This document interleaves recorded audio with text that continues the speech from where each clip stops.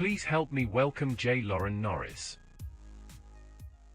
It really is amazing to me how people think they can dive into experimental things, psychedelics, marijuana, beer, relationships. They can dive into these things which ultimately demand a whole lot of time, a whole lot of talent, treasure, and attention. And they can dive into them and yet compartmentalize them from life. And they're simply wrong.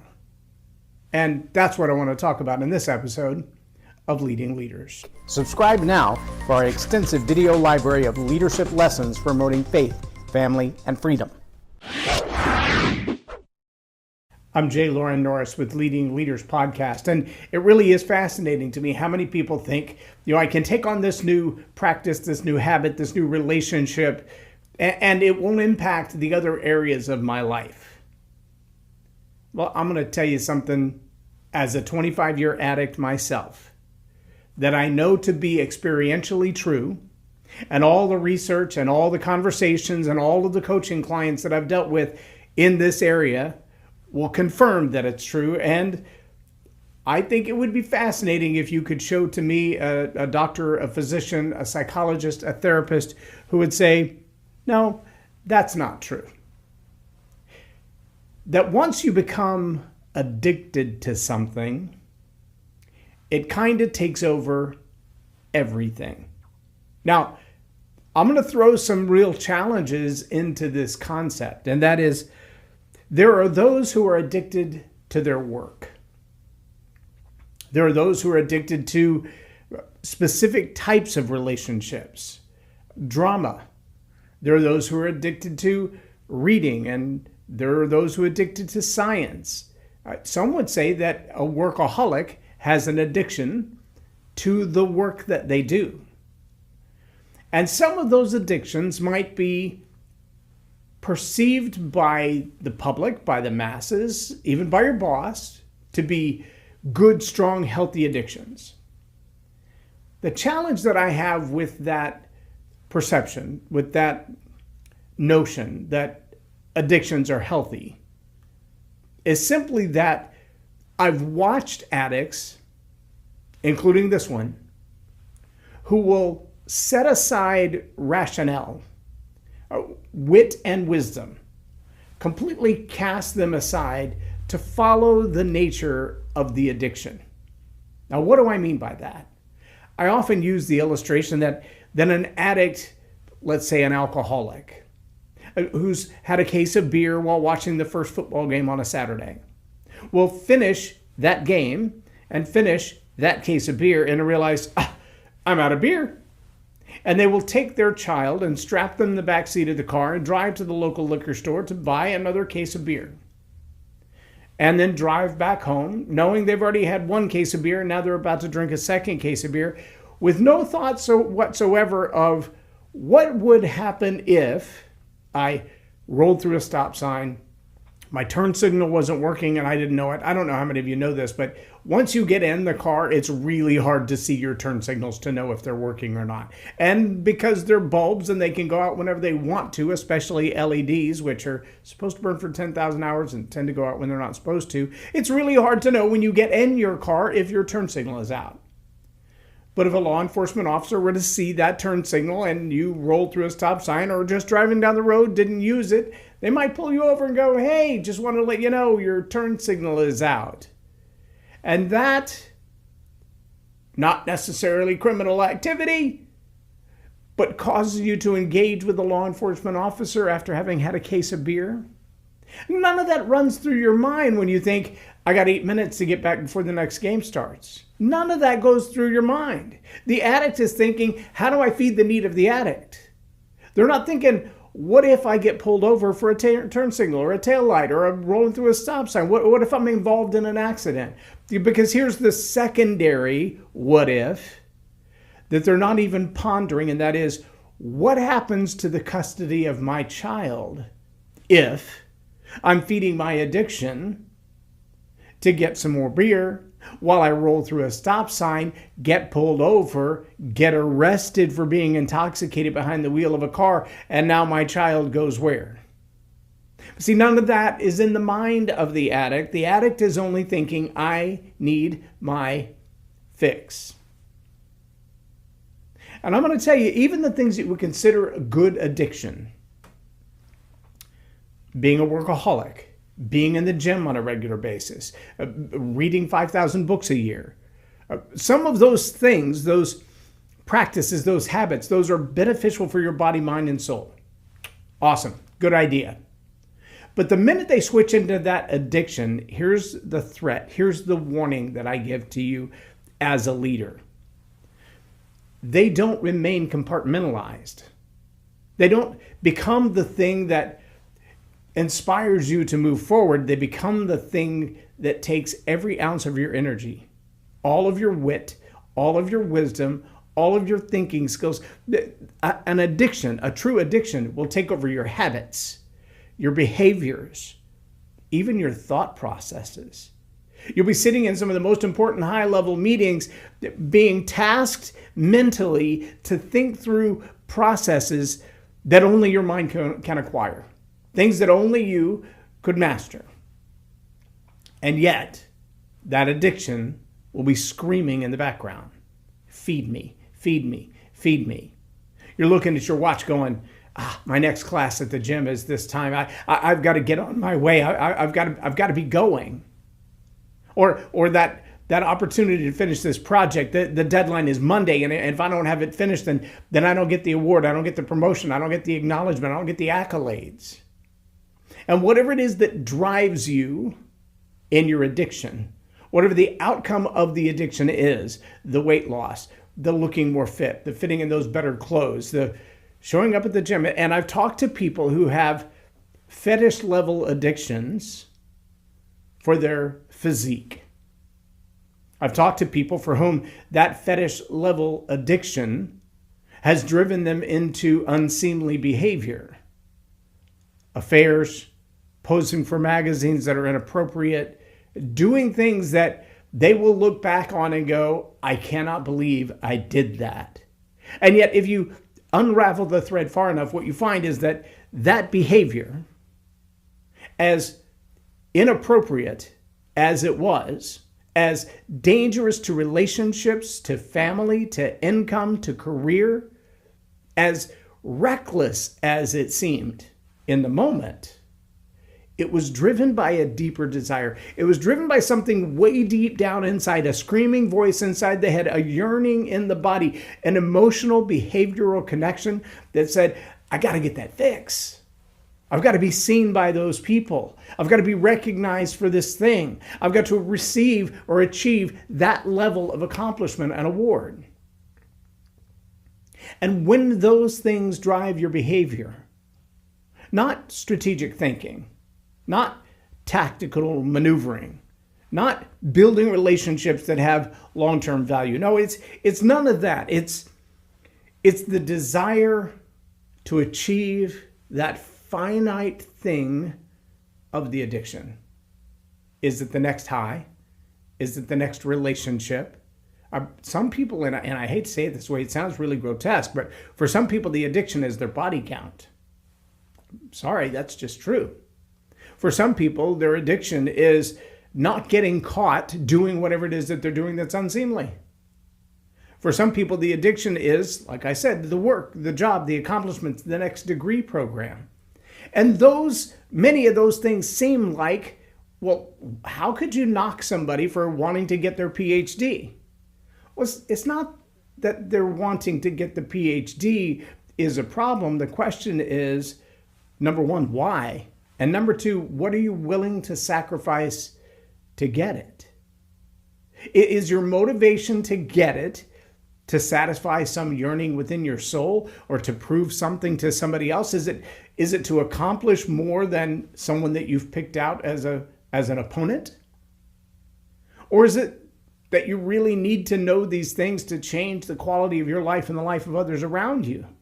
And in all honesty, you could say, you know what, if I need to take a week off school or 6 months off of school or a whole semester off, or I need to come back in a year or two, would that make a difference? I was listening to Tulsi Gabbard.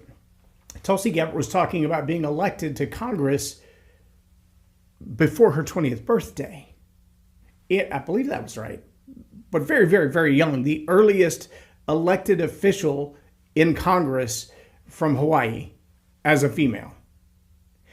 And when the question was asked, was this right after college? She said, no, actually, I was going to school and then realized I had other opportunities to learn, and I could either go learn about these things or I could dive into the business world and actually do them now. And so I put my school on pause in order to actually do what I was studying. Okay, that's genius, but here's another thing it says. I'm not addicted to the accolades of the college degree. I'm not addicted to the idea of getting that promotion or getting that program or getting that education. I want to see it work itself out. Now, she went back to college later, but the idea that being in college, getting that degree, getting through the process and getting that label, that was not what's driving her. And for a lot of people, it is. In fact, that's the sole driver. And they will go hundreds of thousands of dollars in debt. They'll sacrifice relationships. They'll move away from home. I've known young people who are willing to live in their car while racking up incredible debt to get a college degree, with the hopes that having that college degree is going to change their financial future, or with the hopes that getting that college degree is going to change who that they are, or with the hopes that having that college degree is going to put them in front of just the right person who will give them their big break and their life will change. That's not unlike the young people who pack their bags and run away from home to go to Hollywood or LA or New York for the purpose of being discovered. Now I hear the new place is Nashville, Tennessee. Doesn't mean they have a job there, a career there, an opportunity there. They haven't even built enough relationships to get a day-by-day job when they land. But they're convinced that if I'm in the mecca of these discovery places, if I'm just under the feet of the people who decide who becomes a big stars, then I have a better chance of becoming a big star. Not that it's my calling, but I'm addicted to the stardom idea. How do we know this is true? Well, look how many people have given up everything to be on American Idol or America's Got Talent or Britain's Got Talent. The list goes on. The notion that you could just get on the stage in front of all those people, that you could get past the auditions and the tryouts and get into the actual competition that the world sees, the hope that there will be a break right there, that's what drives many people. And I have to be honest and say, that's not unlike the addiction I had. It's not unlike an addiction to pornography. It's not unlike an addiction to alcoholism or to drugs. You're being driven by that one thing to such an intense degree that you have abandoned all good common sense. And this is not as apparent as one might think. In fact, there are a lot of people who applaud the sacrifices to achieve. Good on you if you're willing to make those sacrifices. It does require a certain level of character. Listen to Goggins talk about going through SEAL training and more. And he'll tell you, there's a moment where it goes beyond the discipline. The discipline is doing it when you don't want to do it. The discipline is what's required to get past that first hump of changing the habits. But the real power isn't in the discipline. It's in converting that discipline to a habit. Dare I say, an addiction. And there's probably a really fine line between those two. If you're addicted, it will impact your habits. If you have certain habits, that doesn't necessarily mean that you're addicted. Squirrels are animals. Not all animals are squirrels. You follow me, right? There is a place, though, where you succumb to an addiction that it's a subconscious, internal driver that you think you're in control of, and you're not. And the real challenge for a leader is sometimes that internal, subconscious addiction control over you bleeds into all the people who you lead. And I don't mean that they get the addiction, while that could be possible if your level of influence is significant enough in their life that they look at you as a role model and they're like, he's got it nailed, or she's doing exactly what I want to do with my life. And they decide, I'm going to begin to practice the same behaviors you have. I'm going to begin to exhibit the same habits that you do because it looks to me like you're right where I want to be. Then at that point, your addiction may become their addiction, and that's risky behavior. But here's what I mean more than that. Unless you've been an addict, you probably don't recognize that those little voices in your head, those little yearnings in your soul, those little desires in your body that drive you to behave in a certain way, they never ask if it's convenient. No. An addict doesn't get to decide when the addiction is starving and ready to be fed. It's usually at the worst time. The worst time of day, the worst schedule, the worst opportunity. There are several doctors who have written on it, from Dr. Gallagher to the list goes on and on. Daniel Amen, Caroline Leaf, and others. And they can identify some moments where your choice making, your decision making it's already kind of, weak, compromised, questionable. And those are usually times when you're angry, when you're hungry, when you're tired, when you're exhausted, when you're anxious. When those base emotions are alive in you, it seems to be when the veil is thinnest for the addiction to poke through and control you. For some people, they've already succumbed to the addiction to such a degree that it doesn't even take that. It could be the middle of the day on a normal Monday, and the addiction calls out and says, "Hey, what about me?" And you drop everything and run to the addiction. If you think I'm kidding, just drive by a topless bar that offers a free steak lunch and see how full the parking lot is with business owners and entrepreneurs who are delighted to be there.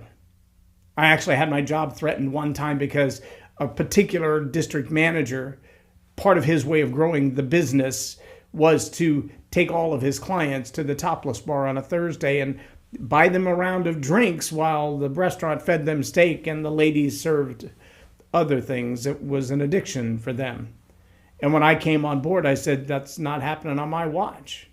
I will not ask my customers to participate in that. And if that means that you as the district manager want to move those customers over to your store, then have at it. Those are your kind of people. They're not my kind of people. I will build my business with a different kind of clientele. And that was hard and it cost money, but eventually it won. And we had the largest record numbers in that store at the time that I was there than at any other point in history. Was there a direct correlation? I don't know. Here's what I do know. My young family, my wife, and I, we slept a lot better at night, knowing that I wasn't using my lunch hour and company funds to corrupt someone else's family. My opinion, my choices, but I wasn't going to feed an addiction, not my own and not theirs. And I think that choice paid off. But see, it's not just that level of addiction that impacts your business. Here's what also happens. You begin to make choices that are unwise. You begin to make choices that are so self-serving, no one benefits from them but the addict. And that addiction becomes a slave master. You do what it says, when it says, the way it says, how it says, at all costs. And the people who are counting on you to lead, to them you become a tyrant. Because you want what you want at all costs. The addiction drives you to make decisions that are not in the best interest of anybody but the addiction. Not in the best interest of anybody but the addict. Forget the victims. Forget those people who are counting on you to be led to make wise, thoughtful decisions. You can go back and look through NCIS, Criminal Minds, the list goes on and on. The number of people who reach a high level of leadership position and then they get caught up in drugs, they get caught up in gambling, they get caught up in alcoholism, they get caught up in violence. And these addictions compromise their leadership. I can't tell you how many times you find somebody just in the script of an NCIS show who got addicted to gambling or got addicted to drugs. And they manipulated the power of their position to get other people to do their bidding. Now, I'll tell you something. All those natural gifts that made you a great leader in the first place, your ability to persuade, your ability to bend the will of others, your ability to gain the buy-in, your ability to communicate and articulate well, all of those things that made you a great leader make you a very dangerous leader if you're also an addict. Because all of those things that got you to the top as a leader, you will use as an addict to feed your addiction. They become manipulation. They become squandering of resources. They become the ability to unsee the humanity of the people whose lives you're taking advantage of. They mask you because that focus that made you a leader, that attention to detail that made you a great leader, that willingness to look around the bend of the future vision to say, what if we do this? What does that look like now? It gets diverted, not to the task at hand, not to the people you support, not to the organization you lead, but to the addiction. Because the addiction doesn't ask for your permission.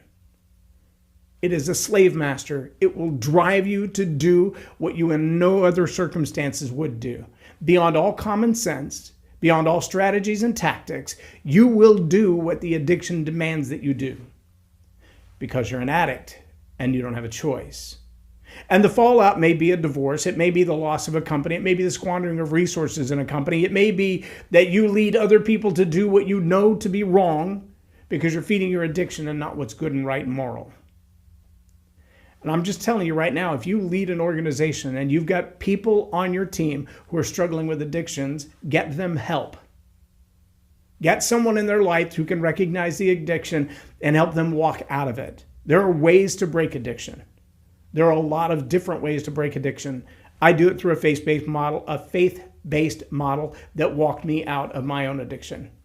It's a process. It doesn't happen overnight, although it could. Some people use hypnotism. Some people use certain levels of pharmaceuticals. Some people use specifically therapy, story therapy, and others. Some people look for the root cause of the addiction. When did it happen? Where did it happen? How did you get it? Et cetera, et cetera. There's a lot of different ways. But if you have people on your team who are suffering with or struggling with addictions and you do nothing about it, you're not a compassionate leader. Not for the people who are struggling and not for the people who are serving under them. And if you, as the leader, are struggling with an addiction, I don't care if you're the pastor, the CEO, or the politician, if you are unwilling to admit that you have an addiction, you've already lost. But once you recognize you have an addiction, now you need a strategy to get free of it, to overcome it, to walk away from it. And until you do that, you run the risk every day that the addiction will lead your people and not you. That demand inside you is going to take over your life. Now, if you're curious at all about my process, you can go to thinkific.com and just search J. Loren Norris. You'll see it. It's called the 5 Battle Strategies of a Victorious Warrior. It is a leadership tool, a faith-based, Bible-based leadership tool to walk you out of addiction. It isn't easy. It's the hardest exercise you've ever been through. Trust me, it took me 18 years to write the book. But if you're willing and you desire to get free, there's some pretty tough stuff in there. There's an online course, there's a book, go about it any way you want to. And if you want one-on-one coaching, I can do that as well. But I'm telling you right now, if you're a leader with an addiction, you're not in charge as much as you think. You are still a slave to your addiction, which means you'll be a tyrant to your people. I'm J. Loren Norris with Leading Leaders Podcast for Tell It Like It Is TV. Have a blessed day.